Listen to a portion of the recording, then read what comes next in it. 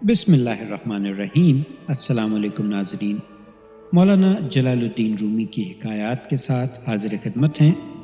آج کی حکایت کا عنوان ہے دانا پرندہ۔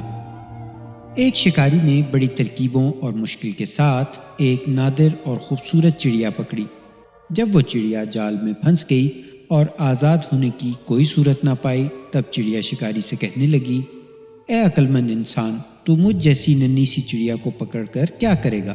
اگر تو مجھے ذبح کرے گا تو میرے ذرا سے گوشت اور گنتی کی چند نرم و نازک ہڈیوں سے تیرا کیا بنے گا؟ مجھے فروخت کر کے بھلا تجھے کتنا مال ملے گا؟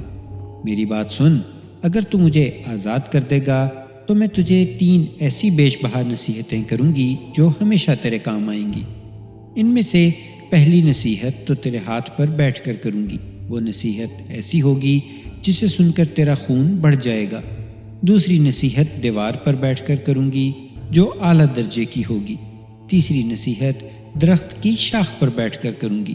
اس لیے تیری دانائی، جوانمردی اور دور اندیشی کا تقاضا یہی ہے کہ تو مجھے آزاد کر دے۔ ان تینوں نصیحتوں پر عمل کر کے تو دنیا میں بڑا نام پائے گا۔ شکاری تھوڑی دیر غور کرنے کے بعد راضی ہو گیا۔ چڑیا اڑ کر شکاری کے ہاتھ پر آن بیٹھی۔ پہلی نصیحت یہ ہے کہ ناممکن بات خواہ کیسا ہی شخص کہے اس پر یقین نہ کر۔ یہ کہہ کر چڑیا پھر سے اڑی اور دیوار پر جا بیٹھی۔ اس نے دوسری نصیحت یہ کی، گزری ہوئی بات کا غم نہ کر۔ اس کے بعد چڑیا نے کہا، میرے وجود میں 10 درہم وزن کا ایک ایسا قیمتی موتی ہے جس کی قیمت ہفتے اقلیم میں کہیں نہیں۔ یہ موتی پا کر تو اور تیری اولاد عیش و عشرت سے زندگی بسر کرتے، مگر افسوس کہ تو نے مجھے آزاد کر کے یہ بیش بہا موتی ہاتھ سے کھو دیا۔ یہ تحفہ تیرے مقدر میں نہ تھا۔ اتنا سننا تھا کہ شکاری رونے چلانے اور ماتم کرنے لگا، جیسے اس کا کوئی عزیز مر گیا ہو۔ بار بار ٹھنڈی آہیں بھرتا اور سینہ پیٹ کر کہتا، ہائے میں تو برباد ہو گیا، مجھ بے وقوف نے ایسی نادر چڑیا کو کیوں آزاد کر دیا؟ ننھی سی جان نے مجھے ہتھیلی میں جنت کی جھلک دکھلا کر لوٹ لیا۔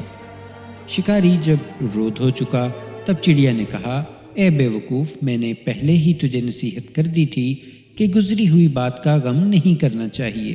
جب یہ بات ہو گئی تو کفے افسوس ملنا کس کام کا؟ دوسرا چڑیا نے کہا، ارے نادان، تو نے میری پہلی بات غور سے نہیں سنی تھی۔ میں نے کہا تھا کہ ناممکن بات کا ہرگز یقین نہیں کرنا چاہیے، خواہ وہ کیسی ہی کیوں نہ ہو۔ ذرا سوچ تو صحیح، مجھ ننھی سی جان کا پورا وجود 3 درہم وزن سے زیادہ نہیں ہے، بھلا 10 درہم وزن کا موتی میرے وجود میں کہاں سے آ گیا؟ یہ بات سن کر شکاری رونا دھونا بھول گیا، حیرت سے چڑیا کو تکنے لگا اور کہنے لگا، بے شک تو ٹھیک کہتی ہے۔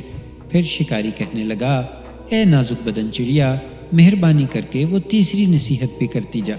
چڑیا نے کہا، ارے بھائی، تو نے میری 2 نصیحتوں پر کون سا عمل کیا جو تیسری نصیحت بھی مجھ سے سننا چاہتا ہے؟ وہ قیمتی نصیحت تجھ جیسے بے مغز انسان کے لیے نہیں ہے۔ درس حیات۔ مولانا فرماتے ہیں، خر دماغ اور جاہل کو کوئی نصیحت کرنا ایسے ہے جیسے بنجر زمین میں بیج ڈالنا۔